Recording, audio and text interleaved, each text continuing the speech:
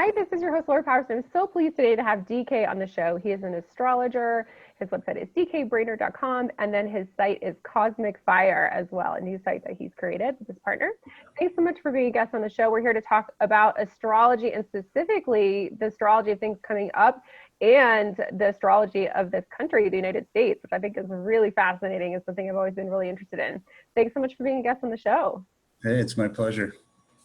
So let's talk about your story, your background, how you got to be an astrologer. And I want to share too that you were introduced to me by a mutual friend who's also on the show, Corin, and she was saying like how accurate your reading was for her about all these things that are, kind of unexpectedly happening for a lot of people. So just sharing that notion, but yeah, I'd love to hear your story. Yeah, well, so I was prepared for this from the beginning. I grew up fundamentalist Baptist. I mean, basically in a cult environment, like really repressive, fear-based in Flint, Michigan, in the Midwest. Wow. So astrology was definitely the work of the devil. I mean, like, it was like we couldn't watch Star Wars because that was Satanist and the Beatles were Satanist, and like all this.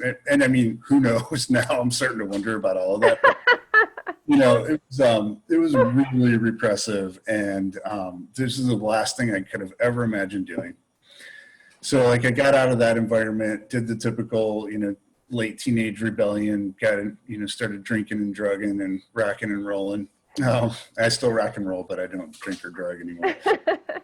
But and then I went, and I was always like interested in literature and culture and just learning about things. So I became, sort of got into the academic life and got a master's, went to the Sorbonne in Paris. And, all throughout that whole time, I never paid attention to astrology because I was just like, well, that's obviously, just a bunch of hooey.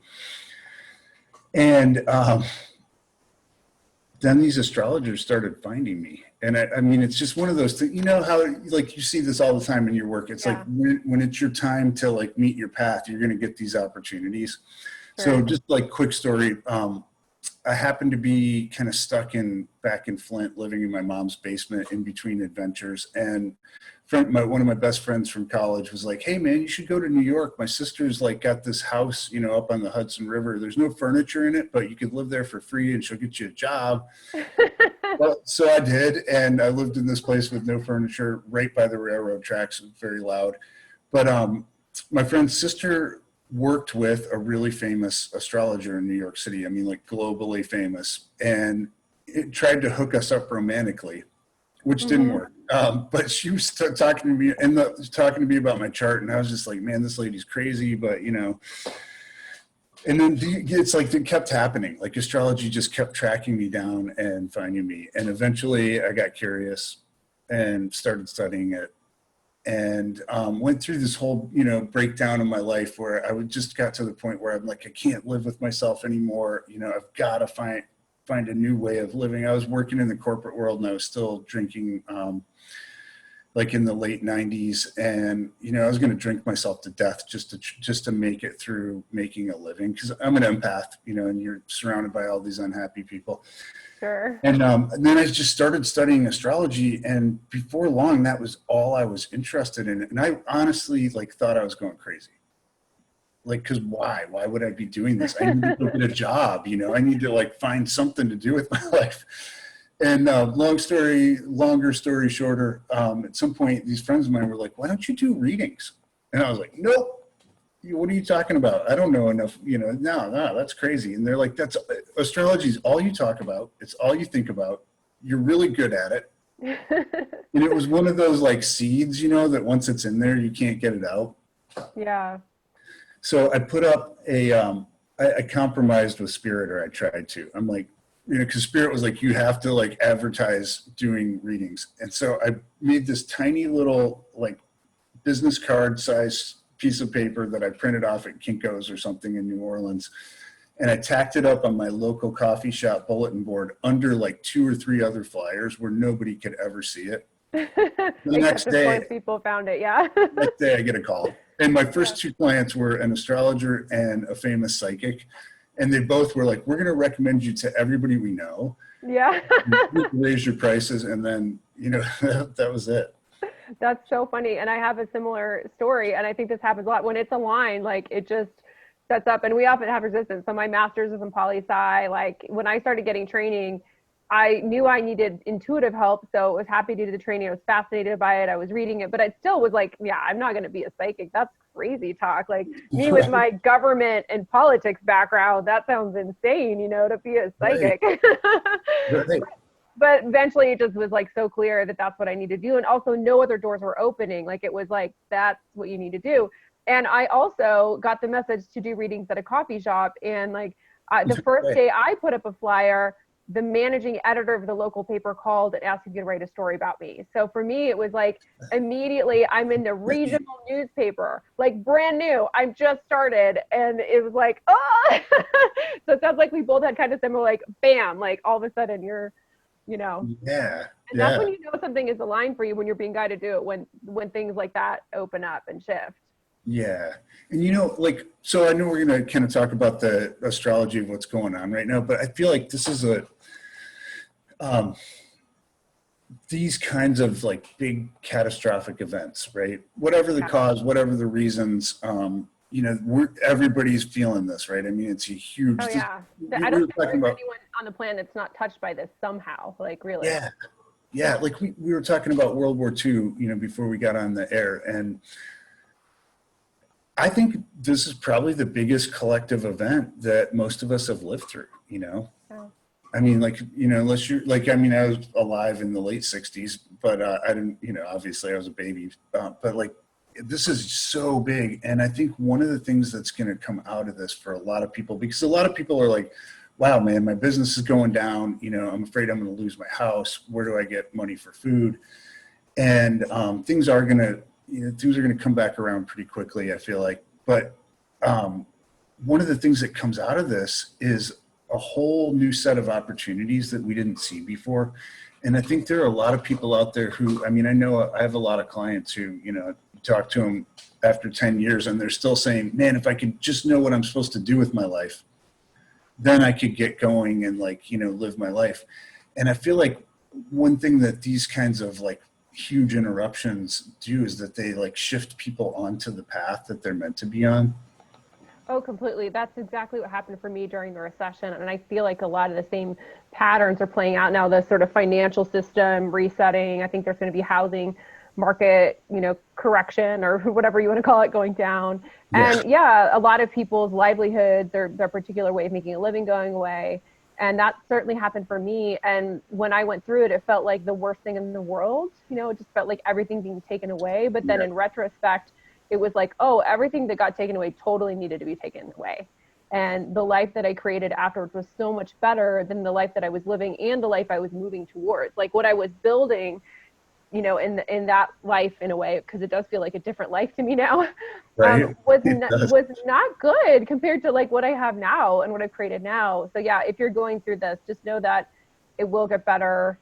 It is kind of like a realignment, anything that's not in alignment. So whether that's how we treat the planet, our way of making a living. One other thing I'm getting to is that for a lot of people, having like all their eggs in one basket, like that's kind of an old model of like, I have the one job and that's where everything comes in.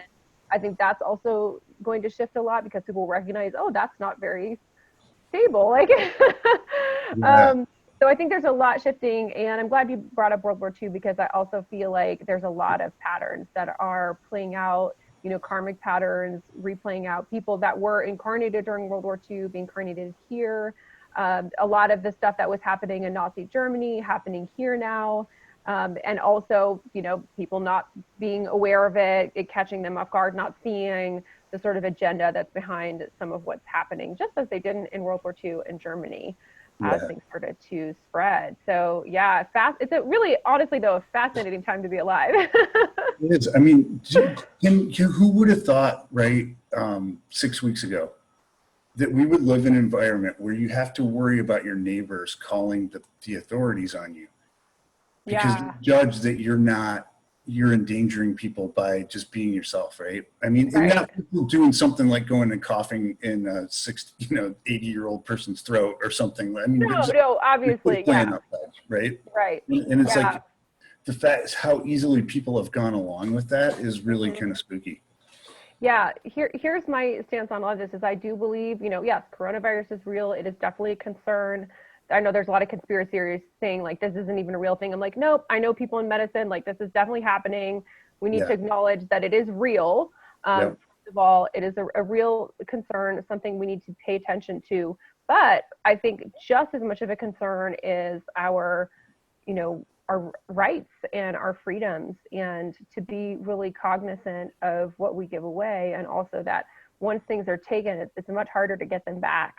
Yeah. So just for everyone to pay attention to that, and I do believe that there is an agenda here that is not just, you know, the straightforward one that we're being given, and that's about all I'm going to say about that, because I don't want to turn this into a conspiracy theory show, but just for people to be aware, you know, that our rights are important. So let's get into this, the astrology piece, like, because what is going on astrologically that makes this such a big thing right now? Well, actually, great segue. The old world is dying. Yeah. So then this happens every 260 years. So Capricorn is the sign of the big systems in the world. So healthcare, the banking, finance system, you know, education, infrastructure, like power, you know, our power supplies, our roads, like all of the big structures that make society work. So every 260 years, when Pluto goes through Capricorn, there is some huge breakdown of the current world order, status quo, the way things are arranged. And then there are these new ideas that come out and start to catch fire, and people start to pay attention to them. And eventually, you know, so I would say in our time, this is going to be between now and 2030, roughly, if things go well, if enough people wake up. I mean, because it could go on longer. Is that what you mean? Yeah. I mean, I honestly don't think that, I feel like the good side wins. Well, I think there's always a light aspect, even when it's hard to see. Yeah. Yeah. But I mean, I don't feel like it's totally a given, you know, that we win. I mean, death is, you know, I think, so there's a whole other thing there about Americans, like irrational fear of death. And I would say even beyond fear of death, I think a lot of Americans have this unconscious belief that we are going to live forever. And so they don't even face the possibility of death. And then something like this comes along where you could just randomly get, you know, be buying your vegetables in the grocery store, and then you're on a ventilator, right? And you're dying. and so people are just like, you know, super freaked out. But the last two times this happened were the early 1500s and then 1760s and 1770s. So in the 1500s, you had the Roman Catholic Church pretty much owned all of Europe. You know, you couldn't do anything without the bishops say so or the priests say so. You couldn't directly talk to God. You had to pay, you know, so Martin Luther nailed his 95 Theses to the church door, allegedly, in Wittenberg, Germany. And Luther was a priest, and he was also a doctor of religion. So he was very well educated. And his whole thing really was about the payment of indulgences, which was this practice where in order to have your sins forgiven, you had to pay off the priest. Yeah, which is so crazy in theory. Like, how does that work? Yeah. And I mean, our society, people aren't going to look back at us 300 or 500 years from now and say we were crazy at all, right? Totally, yeah. But so basically, like, what did that do? It loosened because people were like, yeah, you know, Jesus just said he'd forgive us. He didn't say we had to pay him to forgive us, right? And so there were all these pamphlets distributed, the social media of the day, and people just got up in arms and said, no, we're not taking this anymore. And, you know, it took quite a while, right? But the Catholic Church went from the world ruler of Western society to still a strong force, but much more marginalized. And and out of that came this belief that became, you know, people started being born into, which is we can choose our relationship with God, and nobody can tell us how we relate to God and what God is telling us and how we should pray, which set the stage for, you know, 260 years later in the 1760s and 70s. And here in the colonies, you know, there's this oppressive taxation. You know, the list of grievances that the Declaration of Independence was written to address is really interesting if you read it in light of what's going on now. Oh, yeah, totally. Yeah. And so, Definitely coming up for review, folks. right? And then you had these people who were like, hey, what if we did this a different way, you know? And I think the key thing about, which gives me a lot of hope for the time that we're in, the key thing that seems to mark these Pluto and Capricorn periods is that the society that's been in place or built up over that 260-year period has become corrupt. The people with power are abusing it. And then there are these ideas that come up, or these inspirations, like the spiritual fire, that comes through a few people. People start talking about it, and it's like, oh, this makes a lot more sense. And then basically there's this new society that's born out of it. So we're at the end of that period ends in 2023. It started in 2009. So it was building, that energy was starting to come in right around the crash, right? Oh yeah. So this is like the last kind of like of it. Yep. Yeah. So, I mean, we're almost there. And, I feel like, what are the ideas that have come up? Well, I think the idea is like, hey, scarcity is artificial. There's enough resources to feed everyone on the planet. If we stopped spending all of our money on war and, just poisoning people, and you poison us, we poison you, and we found a way of distributing things fairly, we could all have a great life, and we could take care of the planet, and we could take care of the animals, I completely agree with you. I think there's a lot of fear mongering going on right now, and the very idea of overpopulation. I know this has been being said since the plague, like it's for like, hundreds of years. And how much bigger is our population now? Like billions of, people. And the truth is, it's just about how we do it. And it's all about the energy that we put in and how we manifest and create things. Because the truth is, with hydroponic growing, like a city could grow all their own food within the city. People could grow their own food within their house if they really wanted to. And there is technology and things that can help us with that. It's just a matter of shifting how we do things. But the way that we've been doing things for the population size is unsustainable. And I think there's definitely things, how farming practices, the way things are done, bringing food from like, continents away across oceans, a lot of these things are like, yeah, that just doesn't really make sense. Like that isn't sustainable. But I don't think it's our population size that's an issue. Yeah, exactly. And, there's also, I believe that, that free energy or next to free energy devices, have been around since at least the 50s. Totally. And, they just are not being allowed. But if you think about that, like if we put all of the money we put into creating more and more just deadly weapons, right? There's trillions and trillions of dollars a year, and put that into, hey, let's like make sustainable energy available to everybody. It would take a very short amount of time to transition this into this garden planet, that I feel like Mother Earth, that's Mother Earth's destiny. That's what she wants to be.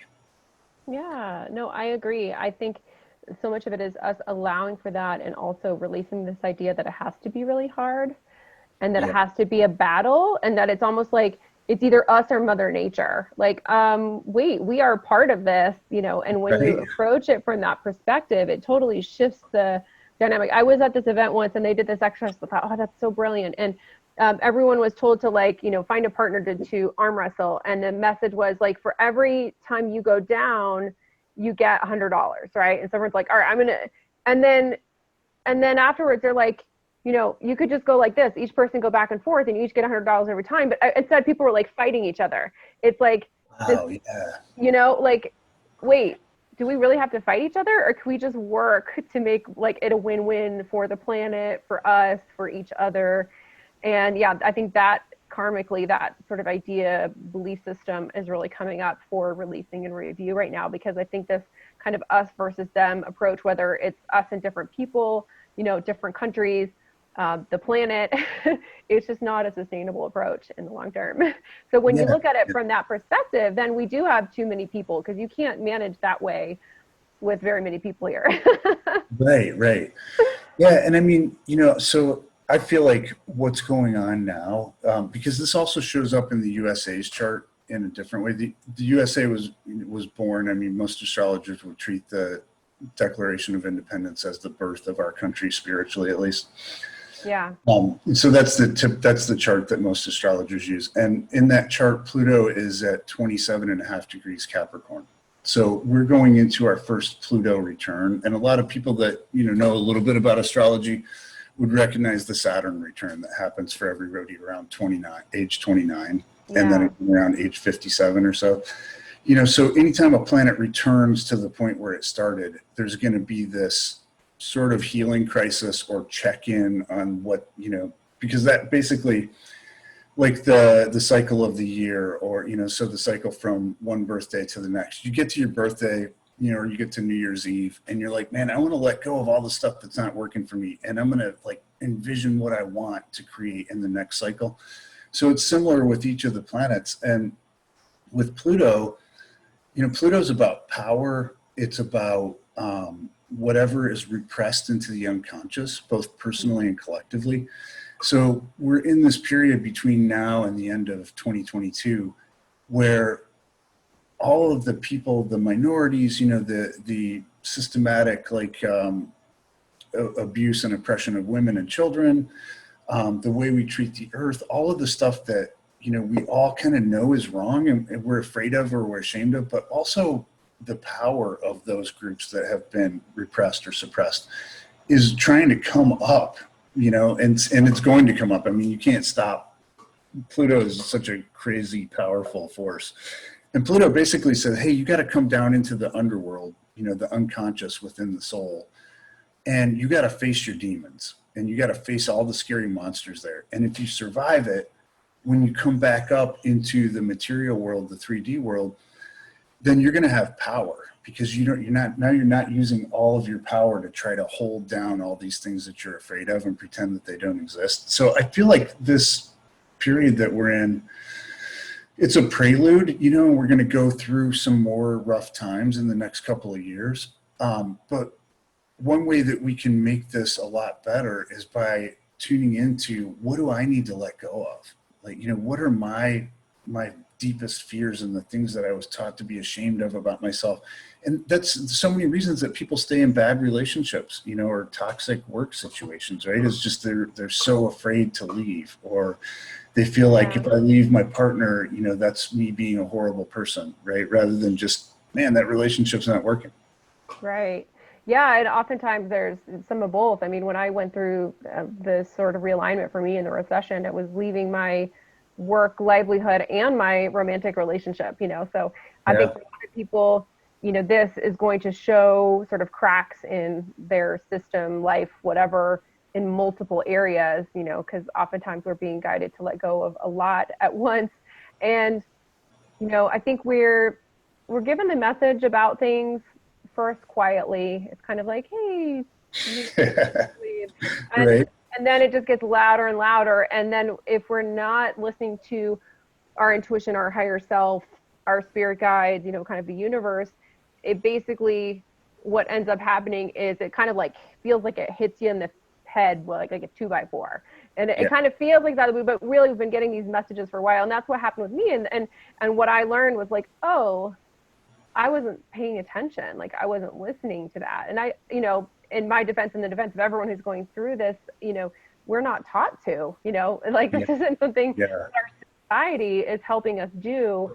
But I think now we're learning, okay, we really have to face and acknowledge. And I've so much compassion for everyone going through this right now. And certainly there's, things in my life. I'm not excluding myself from what's happening right now. I'm just saying, I feel like because I went through such a big shift in the recession, it's not as intense for me now as it would have been if I hadn't had that already.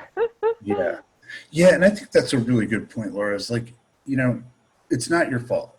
No, don't blame yourself or anything at all. Right. But that's part of the programming, the mind control programming that's sort of led to people being to us as a society being in the place that we're in. Is there, just any advertising is based on, you're not good enough as you are. You need this product, to make you more attractive or healthier or have a longer erection or whatever, right? It's all based on cultivating this inner sense of unworthiness, right? Yeah. And I feel like it's really important for people to, if you're struggling right now, and I think we're all struggling in some way, it's like, hey, this isn't my fault that I'm here. I was just doing, I was doing the best I could.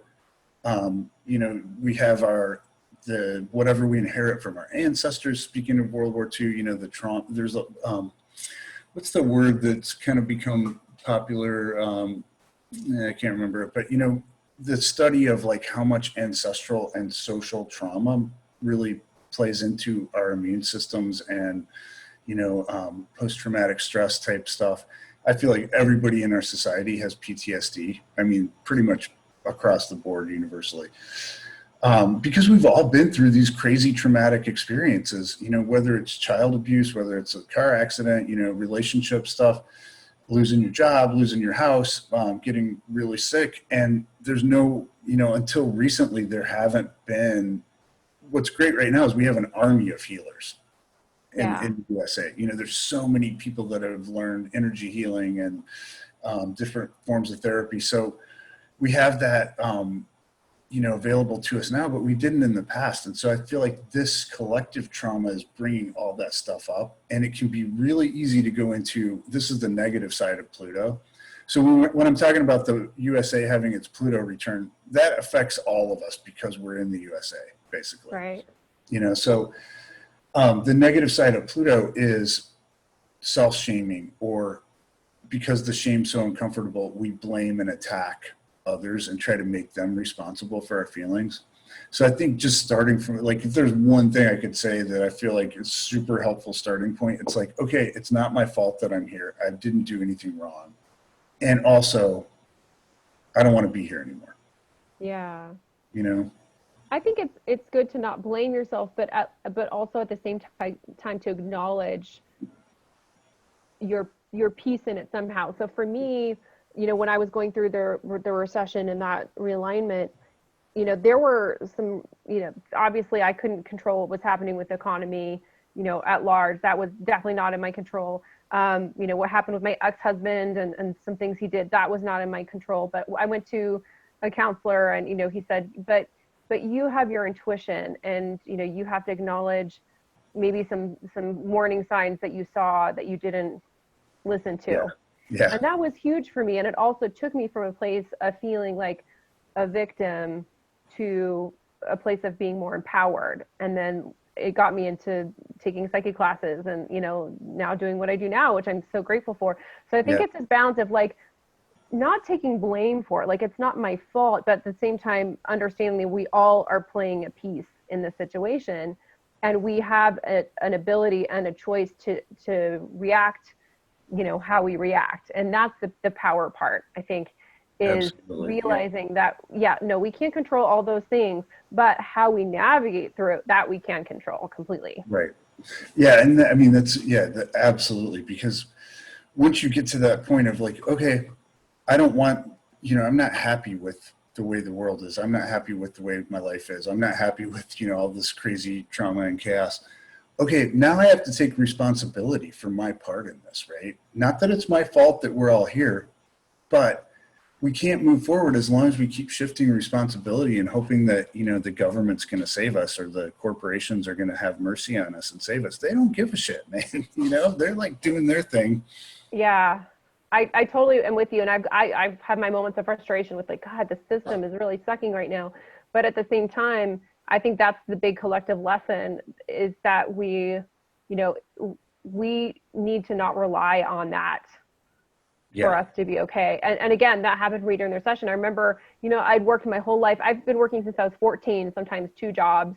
And then I got unemployment, and it was like hardly anything, and it only lasted 6 months. And then the 6 months ended and the economy was still in the toilet. And I was like, well, what am I going to do? Like, And so that was that point where I was like, okay, clearly I cannot rely on this system. It is not there for me the way that I am there for it, and in that way, I think it's kind of like a toxic relationship where one side is doing a lot more work than the other side. And certainly it mirrored the other relationships that I was having in my life at that time. And the empath life story arc. Yeah, right? Exactly. And so that was when I did this major realignment, was like, okay, I have to create this for myself. And I think that's also happening a lot for people, is like, you know, what can I create that is not reliant on the system, you know, whatever that is. Yeah. The job, the government, the society. That, I mean, by the way, I think we can all pitch in and help each other, but I don't think it's coming from like a structured entity as much as the way that it used to in the past. And the message I've gotten psychically is that that's an old system. It used to be that we kind of needed structures in a way for things to function, but now with communication and technology being the way that is, we don't need it. Like you don't need a government to parse out handouts. You could just be like, oh, we're each going to just kind of do that somehow ourselves. Yeah, I mean, which is so interesting, right? Because it's a lot like the Reformation. It's like we don't need the priest to tell us how to live. We can read the Bible for, you know, back in those days, we can read the Bible for ourselves, and, you know, and I feel like, this is just the next kind of turn of the spiral as we're hopefully going up an evolutionary spiral. Yeah, it's interesting too, because even though, you know, I know I have listeners from all over the world that listen to this podcast, but, you know, the United States is such a huge presence in the world that even if you're not here in the United States, you're definitely feeling, you know, what's happening here, I think. Yeah, and by the way, the Pluto in Capricorn piece, so the USA is having its Pluto return in the next 2 years, but the Pluto in Capricorn piece is global. I mean, we're all on that same clock, so to speak. Coming up here, moving onwards and say like the next 6 months or even into a year, what are some of the major, you know, astrological things that are coming? I'm interested in the eclipses. We have 6 eclipses this year, which is like is a lot. Yeah, we have 4. So we have. Let me just look at the. I want to talk about election day too, because. I want to share some things I'm feeling about that also. Yeah, so June 21st, we have an eclipse. June 5th. Actually, that's right on the USA's ascendant or rising sign. So that should be interesting. And that's kind of early. Aren't the eclipses usually a bit later? Like, I feel like they're usually like, I think of them more like August. I don't know. They kind of rotate backwards through the year. So they just kind of creep a little bit, you know? Oh, okay. But yeah, so now we're having them right around the Christmas holiday, New Year's, and right around the summer solstice. Oh man, like as if the holidays aren't already filled enough with like crazy stuff. There was a big eclipse on Christmas Day. This year, and it was like people were definitely feeling that one. So there's the eclipses on June 21st. That's a solar eclipse in Cancer. And eclipses they're like these, you know. So what actually happens in an eclipse is that the sun, moon, and Earth are all aligned on the same plane of the solar system. Where usually we have a new moon or a full moon, so the moon is either opposite the Earth or, you know, on the same side as the Earth. But the moon will be above or below. So this time it's like this, for whatever reason, that really seems to line up gravitationally. But on a spiritual level, you know, eclipses are like transformational accelerators. And a lot of times, you know, if it's not hitting your chart directly, you might just feel a little bit chaotic for 3 days or notice that the people around you are kind of flipping out. But these 3 eclipses are all like boom, boom, boom, June 5th through July 5th. So the first one's on the USA's ascendant, so it's like a check-in on our health and our identity and our personality as a nation, which should be interesting. It also hits Donald Trump's chart. Donald Trump is really tied into the USA's chart. That could be like a whole nother June 20th. I'm feeling like as these things are starting to go down, we should do another episode and just kind of like check in. I'd love to, yeah. Okay, cool. June 21st, there's a solar eclipse at 0 degrees Cancer, which is the cardinal cross of the world horoscope is 0 degrees Aries, Cancer, Libra, Capricorn. So anything that hits on one of those points kind of brings the whole world into it. So that one's interesting. You know, I'm not going to predict what's going to happen, but I think there will be a definite shift of some sort on June 21st. And that could be like, hey, you know, okay, we got to loosen things up because we got to save people's jobs and, you know, save the food supply or whatever. Or it could be like, you know, more like, oh no, bad news, bad news. July 5th, the last eclipse of that series, so the last one until right around the holidays in the winter, we have a lunar eclipse, so a full moon eclipse that is opposite the USA's sun exactly. Wow. So, I mean, there's big, you know, and again, this does sort of affect the whole world because of the US's position, right? But I feel like all of these are opportunities for us, for we the people, to really wake up and say, okay, nobody's, you know, they're not going to, the authorities are not going to come and change this in the way that we need it to be changed or want it to be. So how can I connect with other people that are waking up or that are awakened? And how can we hold this vision of what we want and then actually take action on that? Yeah, no, absolutely. And it's funny because we were just chit-chatting about the election before, and I don't know what it is. You know, sometimes as a psychic, I'll get like a bit, I'll get like a piece, but I don't get the whole picture. And part of it is because I'm incarnated here too, so I'm still learning my lessons, you know. Right. And there are certain things that if I knew, it would impact my learning, my process.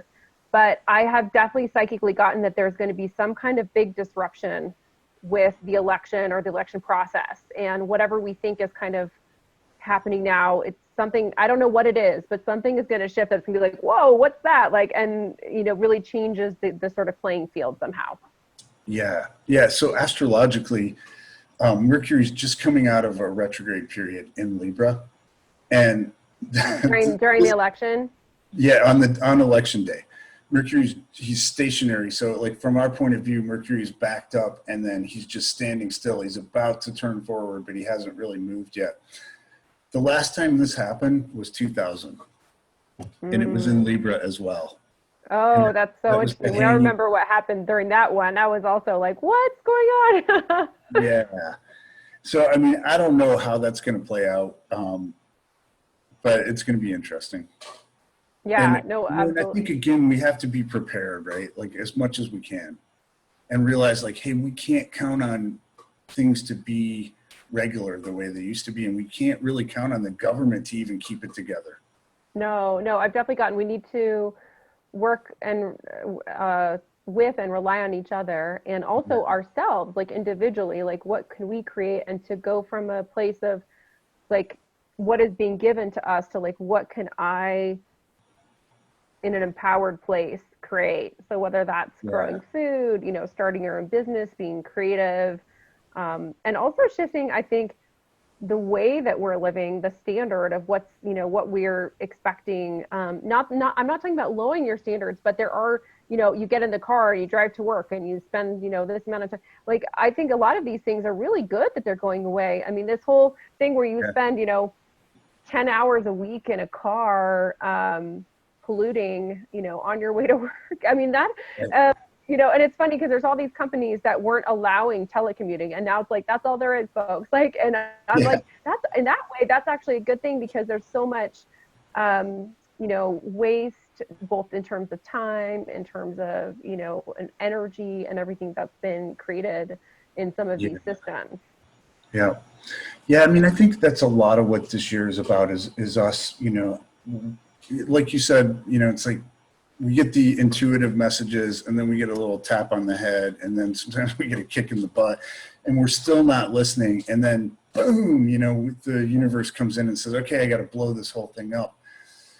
At the end of the year, we go into a 20-year cycle. And that starts at what's called the Great Conjunction, which is Jupiter and Saturn being in the same degree. And that happens 20 years apart. It's like clockwork. And that sets the tone for the next 20 years of society. The Great Conjunction, and which is basically on the winter solstice this year in the northern hemisphere. Wow, intense. That is in Aquarius, which is like this big. So we've been in this real heavy Capricorn, you know, structured authority, hierarchy kind of energy for especially the last 3 years, but you know, definitely going back to 2009, and that's going to be the beginning of what I think is like the world age of Aquarius, you know. So there's definitely this loosening and opening, and this sense of, hey, you know, I mean, Aquarius is the sign that says there's no authority, right? I mean, negatively, it can be kind of total chaos and weirdness and anarchy, but positively, Aquarius says like we're all teachers, we're all students. We're all healers. We're all sick people sometimes. And so there's really this decentralized kind of vibe to Aquarius where it's, and I think that the network, you know, phone, internet networks, the communication networks are really Aquarian kind of development. So there's this picture of like, hey, we can get together and just compare notes and talk and find the best way of, you know, fixing the food supply here where we're not able to get fresh produce or whatever it is, right? So I do feel like there's reason for optimism moving forward. I do too. I hope people aren't taking this as kind of like a gloom and doom thing. I think that there are several linings to all of these things, but there are also some very tough lessons. Yeah. And releasing that's happening right now. And as an empath, I am certainly feeling it. Like it's definitely been an emotional roller coaster where I have times where I'm like, yeah, things are great, blah, blah. And then I'm like, oh, this is very heavy and intense. And, you know, I don't think we all, none of us are silos, right? We're all connected. And I think there's more and more people that are empathic, that are incarnated right now, so that we can acknowledge and understand that we are connected. And you know, we are a part of the whole. And I think that's part of what's breaking down too, is this feeling and understanding of like, oh, I'm just doing my piece and that's, you know, my own world. But the truth is no, like what happens in China absolutely affects what happens here or, you know, anywhere in the world really. Yeah. That we are not isolated, and there's a beauty in that. It's wonderful, but if you're not acknowledging it, then that's where it can get really damaging. Yeah. Yeah, and I think you alluded to this earlier, but that us against them mentality. Yeah. You know, sometimes it takes a huge disaster type thing for people to actually come out of their silo and right, like there was that thing in I want to say 2002 or 3 where the power went out in the Northeast, and I was living in Detroit at that time. And Detroit, no power, no water for like 48 hours or 72 hours. Wow. Yeah. I remember when that happened. My sister was in New York. Yeah. Well, it's like I saw neighbors that I'd never seen before, and they were actually nice, you know, because everybody's out on their stoop because it was too hot to be inside and the TV didn't work, you know. And people came together and shared food, and you know, it's like we don't want it to have to come to that, but it has come to that for the moment. It seems like. Yeah. So I just feel like, you know, there are negative forces in the world for sure. There are positive forces. There are people that want to use this to, you know, achieve their insane strategies of domination and controlling all the resources, whatever. I mean, I think it's stupid not to be aware of that and to just pretend that doesn't exist. But also, we don't want to just get sucked in, you know, getting sucked into focusing on that. No, that's the beast, right? It's negative energy. I think it's important to acknowledge what's there, but you know, I really don't recommend watching, you know, negative conspiracy videos all day or something. Yeah. Just like I don't recommend watching the news all day because, you know, so much of it is based on fear. Either one, the conspiracy theories or the news, just kind of different sides of the same coin as far as I'm concerned. They're both conspiracy theories, right? They're just competing. Yeah. Right. I mean, yeah, you could have your opinion on the news, but regardless of what you think the news is, a lot of what's being shared right now is not positive and it's not really helpful in terms of like, you know, what are we to do here? And so I think it's just really important now more than ever to pay attention to like, what are you putting into your mind and your energy field? And what I've been shown is that, you know, the people that are going through the toughest things, you know, there's karmic lessons, and I'm not saying that's a punitive thing at all. It's just, we're all learning different lessons.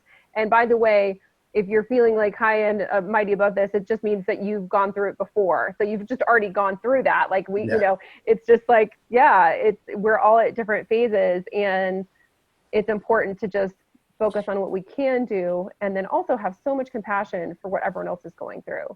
This is not a time for, you know, judgment of ourselves, like you said, or of others, because it just really doesn't help. And you know, I have to fight it too, because I definitely judge some of the, policymakers and things like that right now.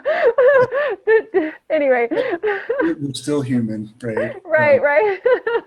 Yeah, but you know, I think there's just like what I keep fighting to get back to is, all this stuff's going on, and all of this wants to be used for good. Yeah. But I have to be the one that does that, right? And you have to be the one that does that. We have to somehow fight our way back to hey, we can use this to get better. We can use this to make the world better, to make it more like what we want.